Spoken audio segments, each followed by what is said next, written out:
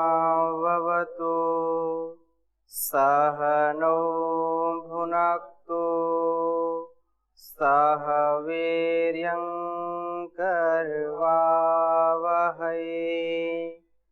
तेजस्विनावधीतमस्तु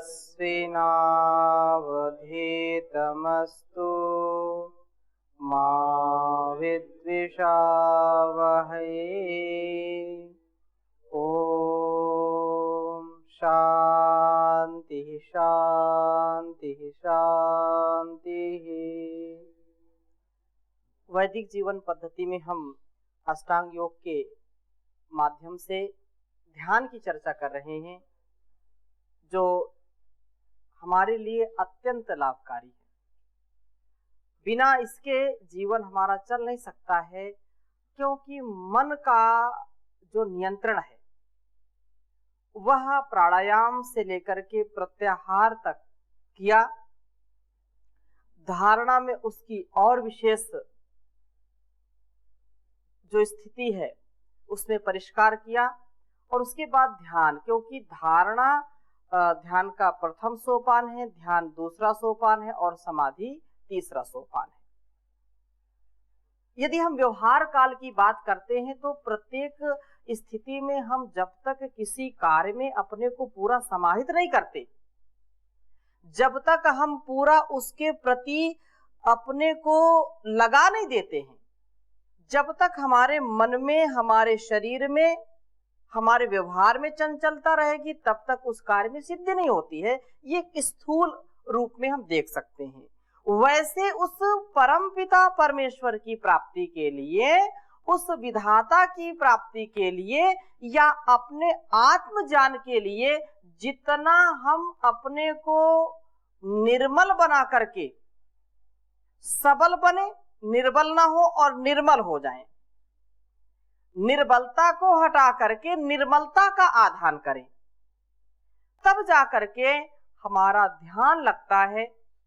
और ध्यान वह साधन है हमारे जीवन का, जो व्यक्ति बाह्य सुख में बहुत क्षणिक सुख मिलता है तो बहुत वो प्रसन्न होता है, बहुत उसको हार्दिक प्रसन्नता होती है, लेकिन अंदर का जो सुख है, अंदर का जो परिज्ञान है, वो तो ध्यान से ही आएगा।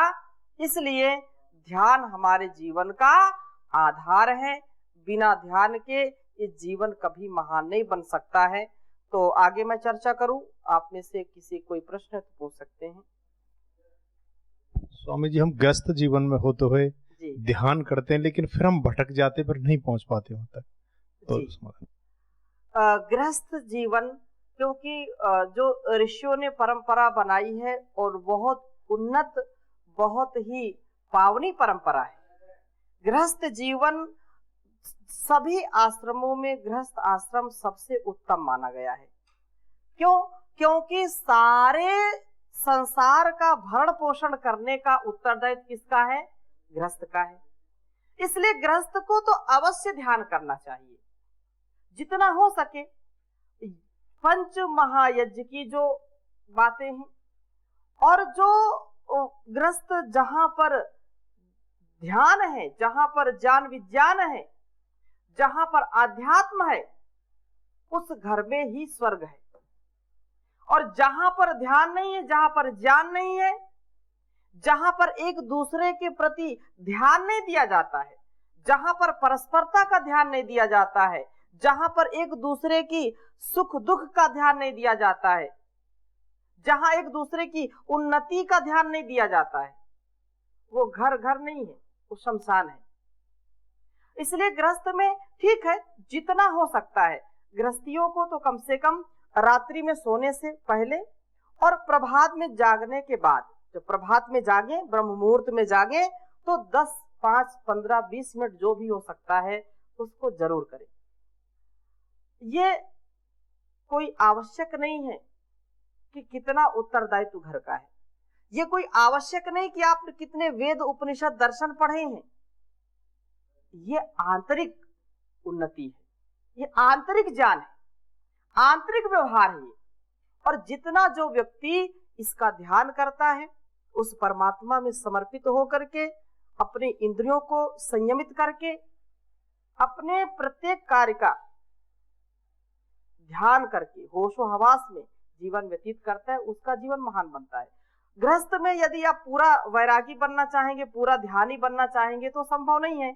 लेकिन सच्चे गृहस्थ बनने के लिए व्यक्ति को कम से कम प्रभात में और सायं सोने से पहले जितना हो सकता है ध्यान करेंगे, उसी से व्यक्ति का कल्याण हो जाता है। इतना साहस, इतना सामर्थ्य, इतनी शुचिता, इतनी पवित्रता बढ़ेगी और इतना व्यक्ति का संतुलन बनेगा कि वो उसका क्रोध, काम, लोभ, ईर्ष्या, मोह और जो अनावश्यक चीजें आती है वो धीरे धीरे समाप्त हो जाती है, यदि 10, 15, 20 मिनट भी यदि वो ध्यान करता है। और ये तो प्रभात की और मैंने शयन काल की बात की। लेकिन किसी को भी यदि लगता है कि बहुत ज्यादा उलझन है, क्रोध आता है, तो जब भी उसको अवसर मिले 1 मिनट 2 मिनट गहरी श्वासों के साथ ध्यान आत्मक अवस्था में रहेगा तो उसके जीवन में जो भी उलझन है उसका समाधान मिलेगा। स्वामी जी, जैसे हम रोज योग कक्षा चलाते हैं अपनी गाँव में, तो रोजाना 1 घंटे योग प्राणायाम एक्सरसाइज जो करते हैं, उसका भी लाभ हमारे गृहस्थ जीवन में जरूर मिलेगा। कहते हैं कि अवश्य में भोक्तव्यम कृतम कर्म शुभाशुभम न भुक्तम क्षीयते कर्म जन्म कोटि शतैरपि। तुम्हारे द्वारा जो भी कर्म किया जाता है, चाहे वो शुभ हो या अशुभ हो, वो जरूर फल देने वाला होता है। तो 1 घंटा आप योग करते हैं, प्राणायाम करते हैं, इतना उसका सकारात्मक प्रभाव है तो प्रत्यक्ष में तो दिखाई नहीं पड़ता है। अगर आप चिंतन करेंगे तो प्रत्यक्ष में दिखाई पड़ेगा। एक तो स्वयं स्वस्थ रहेंगे, मन प्रसन्न रहेगा, जितने आप फिट रहेंगे उतना अपने घर में हिट रहेंगे। ठीक है, व्यक्ति का तन मन जितना फिट रहेगा वही व्यक्ति जो है हिट हो जाता है। आजकल जो है फिट इंडिया कोई कार्यक्रम भी चला है ना, हाँ, तो माननीय प्रधानमंत्री ने जो फिट इंडिया चलाया है, और फिट इंडिया कब होगा? जितना जीवन में व्यक्ति जो है अपने को फिट रखेगा, फिटनेस जितनी अच्छी उसकी रहेगी उतनी हिटनेस रहेगी। तो ऐसा बिल्कुल आप 100% इस बात को माने कि आपका भले ही क्योंकि हो सकता है कि गृह कार्य में या घर की जिम्मेदारियों में जब हम थोड़ा सा लोक का कार्य करते हैं या जैसे हम कुछ सामाजिक सेवा करना चाहते हैं तो बड़ी उलझनें आती हैं। आप घर में अतिथि बैठे हैं, आप बाहर सेवा कर रहे हैं तो घर के लोग नाराज होंगे, वो उनका अलग पक्ष है। लेकिन ये निश्चित रूप से यदि निष्कपट, निश्छल, निर्द्वंद, निर्भार और निरहंकार होकर के यदि हम दूसरों की सेवा के लिए, दूसरों की समृद्धि के लिए, दूसरों को उठाने के लिए यदि कार्य करेंगे तो व्यक्ति अपने आप कब उठ जाता है, कब उसका उत्थान हो जाता है उसको पता नहीं चलता है। दूसरों के हित के लिए हम कार्य करते हैं तो यद्यपि हम लगता तो हम दूसरों के लिए कर रहे हैं लेकिन वास्तव में अपने लिए कर रहे होते हैं। इसलिए कभी भी इस बात को शंका नहीं करना कि इससे क्या घर में या हमारे प्रभाव पड़ता है। 100% पड़ता है, प्रत्यक्ष अप्रत्यक्ष रूप में पड़ता है। आपने किसी को आरोग्य दिया, 2, 4, 10, 20, 100, 50 लोगों के जीवन में सुख शांति दे दी तो आपको वो शुभकामनाएं देते हैं, आपके परिवार को शुभकामनाएं देते हैं, जिससे लोगों के जो अच्छे भाव हैं उससे हमारे अंदर जो है सकारात्मक ऊर्जा का संचार होता है। हमारे घर में भी सकारात्मक ऊर्जा का संचार होता है, लोगों में सादगी आती है। फिर कुछ लोग यदि घर में या बाहर कुछ बोलेंगे तो लोगों का काम है बोलना, कुछ तो लोग कहेंगे, लोगों का काम है कहना। ओम स्वामी जी प्रणाम। स्वामी जी, जैसे ध्यान के विषय में हम जब देखते हैं कि कुछ लोग तो हिमालय में भी ध्यान करने के लिए साधु संत जाते हैं, कुछ आश्रमों में भी ध्यान करते हैं, और जैसे विद्यालय में विद्यार्थी पढ़ रहा है तो अध्यापक कहता है ध्यान से मेरी बात को सुनिएगा, या रास्ते में चलते हैं, गाड़ी चलाते हैं तो ध्यान से। तो इस ध्यान और उस ध्यान में अंतर क्या है? मैंने पहली कक्षा में जब भूमिका ध्यान की रख रहा था आपके समक्ष तो मैंने एक बात कही थी कि ध्यान एक तो ये है कि हम अपने अंतर जगत का ध्यान रखें। एक अंदर जगत है, एक बाहर जगत है। अंदर के जगत के लिए आपको एकांत चाहिए, ठीक है। ध्यान दोनों के लिए परम आवश्यक है। अंतर के जगत के लिए आप हिमालय में भी जा सकते हैं, गुफाओं में जा सकते हैं, एकांत में जा सकते हैं, यदि आपके ऊपर कोई विशेष उत्तरदायित्व नहीं है। संन्यास और ब्रह्मचर्य की दीक्षा के बाद व्यक्ति को विशेष ध्यान के लिए प्रयत्न करना चाहिए, क्योंकि जितना वो ध्यान करेगा उतना संसार के लिए उपकारी होगा। लेकिन यदि गृहस्थ जीवन, जैसा आपने निवेदन किया, गृहस्थ जीवन है तो बेचारा वो घर छोड़ करके कब तक हिमालय दौड़ता रहेगा, तो वहां वो लोक के लिए ध्यान है, वहां पर अपना ध्यान तो करना है, लेकिन उस ध्यान से विशेष क्या है कि कम से कम मैं अपने कर्तव्यों को अच्छी प्रकार से कर सकूं, मैं कभी आपदाओं में, कभी उलझनों में, कभी समस्याओं में उलझ ना जाऊं, उससे मैं समाधान के लिए मैं ध्यान करूं। लेकिन जब अंतर आत्मा के लिए, आत्म ज्ञान के लिए, आत्मोन्नति के लिए, अपने सच्चे स्वरूप को जानने के लिए, तो फिर व्यक्ति को अतिरिक्त पुरुषार्थ करना पड़ेगा। उसको फिर एकांत में जाकर के पूरा अष्टांग योग का पालन करके 100% जब वैसा वो आचरण करेगा तो अंतर जगत का ध्यान होगा, अंतर जगत की जो शक्तियां हैं उसका परिज्ञान होगा, तो व्यक्ति और महान बनेगा। लेकिन बाहर का जो व्यवहार काल का जो ध्यान है उसमें यही है कि जिस कार्य को हम करें, जिस कर्तव्य को करें, उसमें हमारा पूरा ध्यान होना चाहिए, उसमें चंचलता नहीं होनी चाहिए। अपने कार्य को कितनी परिष्कार करके हम उसको उसमें सफलता पा सके, इसके लिए तो ध्यान पूर्वक ही करना पड़ेगा, ये बात है। तो दोनों ध्यान आवश्यक हैं। व्यवहार के लिए बाह्य जगत का मतलब बाहरी ध्यान होना चाहिए, और अंतर जगत के लिए अंदर का ध्यान होना चाहिए। आप अंदर का ध्यान करोगे तो बाहर का ध्यान काम नहीं आएगा, वहां तो अंदर का ही ध्यान आएगा काम में। वहां चित्तवृत्तियों का निरोध होना चाहिए, लेकिन यहाँ चित्तवृत्ति रहेगी।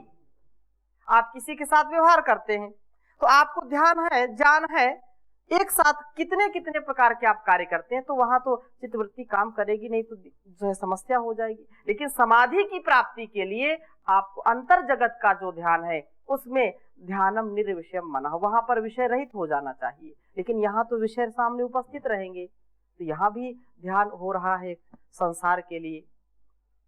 जी, और किसी का? ओम स्वामी जी, क्या ध्यान और मेडिटेशन एक ही व्यवहार के पहलू हैं या अलग अलग हैं? कह सकते हैं एक ही है। और ध्यान माने एक विस्तार से, ऋषियों का एक विस्तार है, उसको अंग्रेजी मेडिटेशन केवल अपने बिल्कुल केंद्रित रखना, एक ही चीज है, उसमें कोई वो नहीं है। केवल एक आंग्ल भाषा का शब्द है, एक संस्कृत का शब्द है ध्यान। ओम स्वामी जी प्रणाम। आप अभी बताया ध्यान दो प्रकार के है, एक तो बाहर की ध्यान है और के अंदर की ध्यान है। बाहर की ध्यान तो संसार की व्यवहार की स्तर पर थोड़ा बहुत चलता है कि उसको ध्यान में रख के जो भी अपना कर्तव्य है, जो भी जिसको कार्य करना है, थोड़ा बहुत इसमें कार्य में लगे होते हैं, वो ध्यान भी आप आ जाता है। आपकी जो अंतर ध्यान की बात कर रहे हैं, ये अंतर ध्यान किसके करेंगे और अंदर कैसे ध्यान करेंगे और इसको कितना समय तक करें, इसका ऊपर थोड़ा प्रकाश डालें। इसकी चर्चा भी हम कर ही रहे हैं कि अंदर के ध्यान को कैसे करें, बाहर के ध्यान में। तो एक व्यवहारिक बात बताई कि संसार में जितना भी हम कार्य करते हैं और बिना ध्यान के तो हो नहीं सकता। ध्यान का मतलब पूरी एकाग्रता के साथ। यदि हम यहाँ पर बैठे हैं और हमारे अंदर कोई दूसरा विषय चल रहा है, तो इस सत्संग का, इस कक्षा का कोई लाभ मिलने वाला नहीं है। तो ध्यान तो व्यवहारिक रूप में होता ही है। बच्चा यदि ठीक नहीं चलेगा ध्यान पूर्वक, या कोई वाहन ठीक से नहीं चलाएगा, उसका चालक का ध्यान जब तक पूरे सामने नहीं रहेगा, एकाग्र नहीं रहेगा, तो सामने किससे गाड़ी आ रही है या खाई है, खंदक है, तो पता नहीं चलेगा, एक्सीडेंट होगा। तो बाहर का ध्यान तो होना है, विषय यदि उसके अंदर वो चलते रहेंगे। हाँ, ये बात अलग है कि व्यक्ति अपने सामर्थ्य को इतना बढ़ा लेता है सामर्थ्य को, क्योंकि मन की शक्ति अपार है और एक समय अनेक विषयों को वो ग्रहण कर सकता है। तो वो बात अलग है, अभ्यास से उसको कर सकता है, लेकिन एक समय एक ही विषय होता है तभी वो कार्य ठीक होता है। ठीक है, तो अंदर के ध्यान के लिए हमारे अंदर ज्ञान हो, अभ्यास हो, विषयों से विरक्ति हो। इसके लिए सतत जो है हम शास्त्रों का ध्यान मतलब पढ़ते रहें, महापुरुषों के वचनों को सुनते रहें, जिससे हमारे अंदर शिथिलता ना आए, हमारे व्यवहार में शिथिलता ना आए, हम रोज उसका अभ्यास करते रहे। इसीलिए निश्चित रूप से अभी क्योंकि इसकी चर्चा चल रही है, बहुत सारी जो हमारे अंदर जिज्ञासाएं हैं उसका भी निराकरण होगा। जी ओम स्वामी जी। जैसे अक्सर हम देखने को मिलता है, अपने जीवन में भी घटित होता है कि जैसे कोई हम धारावाहिक देखते हैं जी और उसमें हम अपने आप को खो जाते हैं, मनो इतना एकाग्र हो जाते हैं, जी और या गाड़ी चलाते हैं, पहाड़ों में देखते हैं ड्राइवरों को जो एक पलक भी थोड़ा सा उसे यदि सजगता न रहे, सावधानी हटे तो दुर्घटना घट जाएगी। जी, जी, तो वो वहां रख लेता है, लेकिन यदि उसी को कह दिया जाए कि आपको गंगोत्री जाना है जी, तो 12 घंटे तक बराबर बचा के गाड़ी को ले जाता है, क्योंकि हर पल खतरे हैं। जी। लेकिन यदि उसी को कह दिया जाए 1 घंटे आपको आंखें बंद करके एक जगह मन को एकाग्र रखना है, तो वो कठिन क्यों पड़ जाता है थोड़ा? क्योंकि हमारा जीवन अभ्यास से होता है। जितना जिस स्थिति में जिस व्यक्ति को जिसका अभ्यास होगा उसको उसी में रुचि होगी। व्यक्ति को यदि ध्यान में रुचि है तो आप देखिए कि आप कोई व्यक्ति ध्यान नहीं करता है, मैं तो केवल विद्यार्थियों के बीच में रहता हूँ, जब कभी पढ़ाता हूँ, यदि बोलता हूँ कि अभी मंत्र पाठ करेंगे, आप 2 मिनट ध्यान में बैठिए, 5 मिनट ध्यान में बैठिए, तो कई ऐसे विद्यार्थी होते हैं कि वो 10 सेकंड भी उनकी आंख बंद नहीं हो पाती। क्यों? क्योंकि इतने चंचलता से वो भरे होते हैं, उन्होंने कभी इसका अभ्यास नहीं किया होता।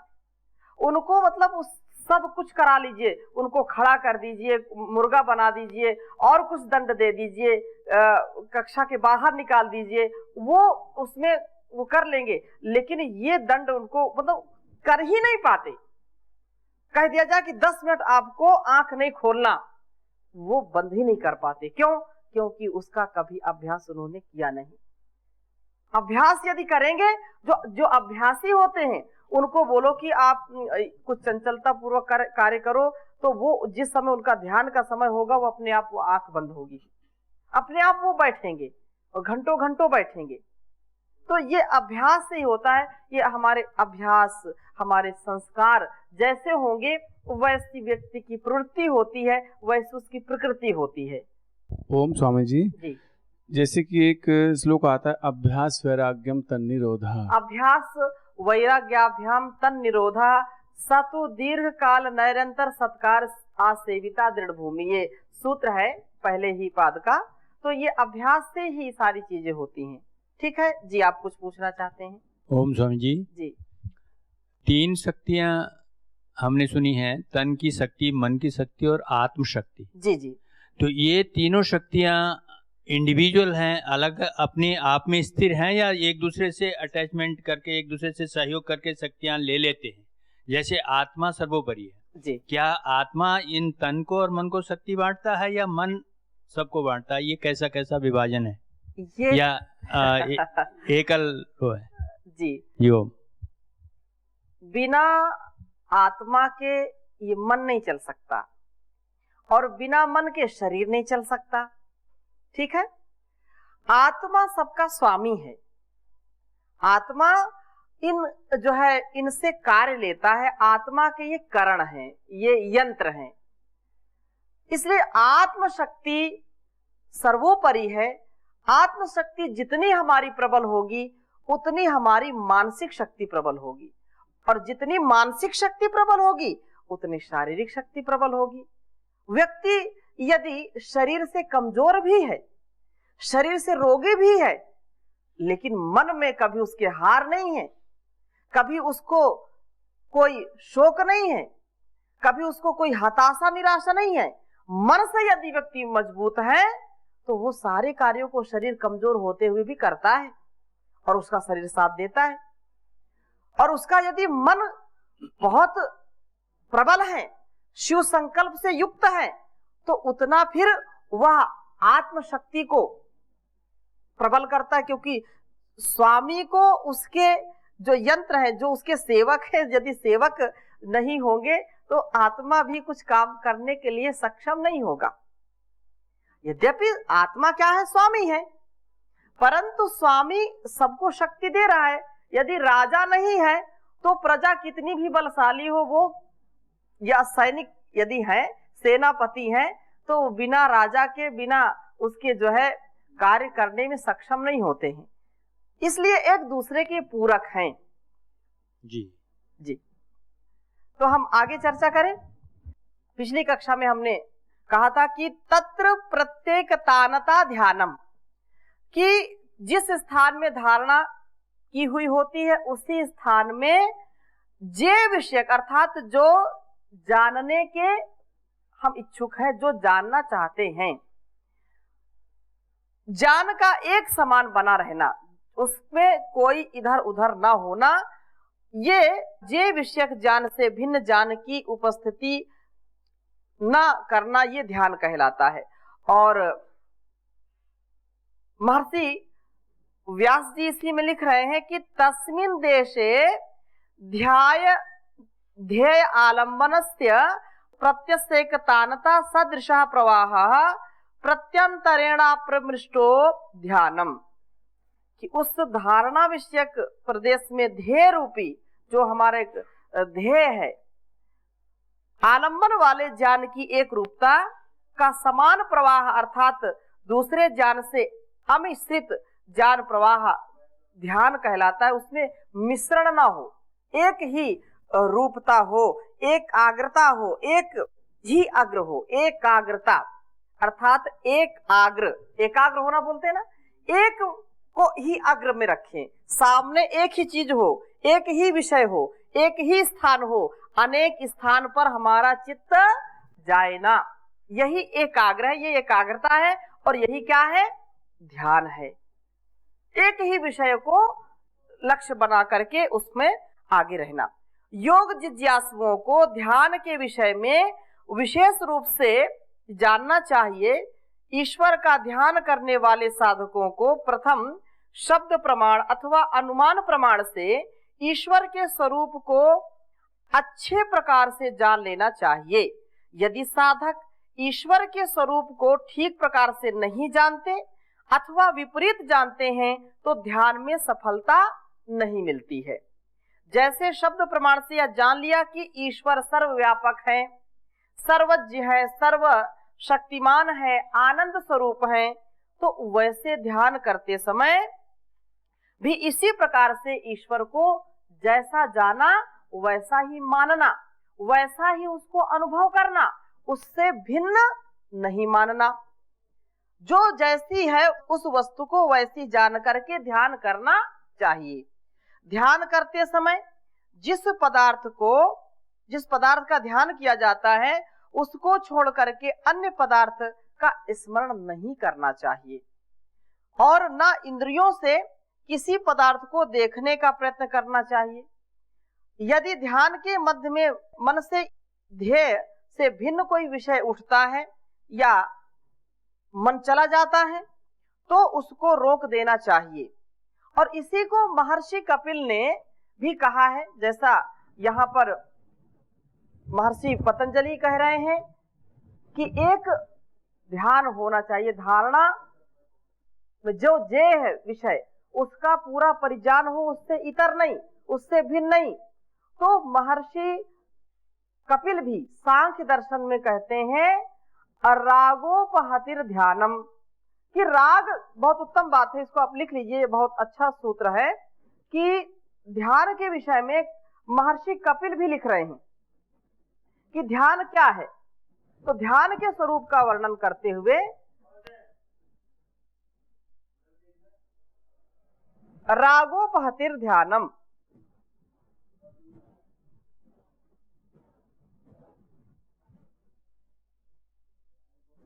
रागोपहतिर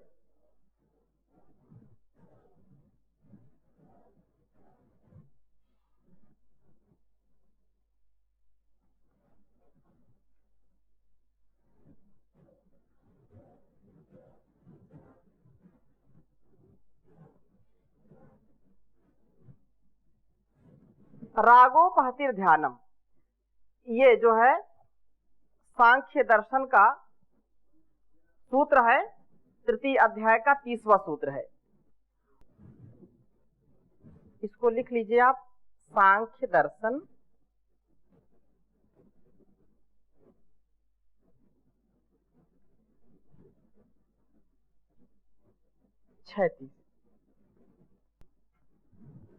तो यहाँ पर महर्षि कपिल ने भी यही बात कही कि रागोपहतिर ध्यानम, अर्थात राग का उपघात, उसका हनन करना, राग से निवृत्ति, उपशमन करना, ये क्या कहलाता है? ध्यान कहलाता है।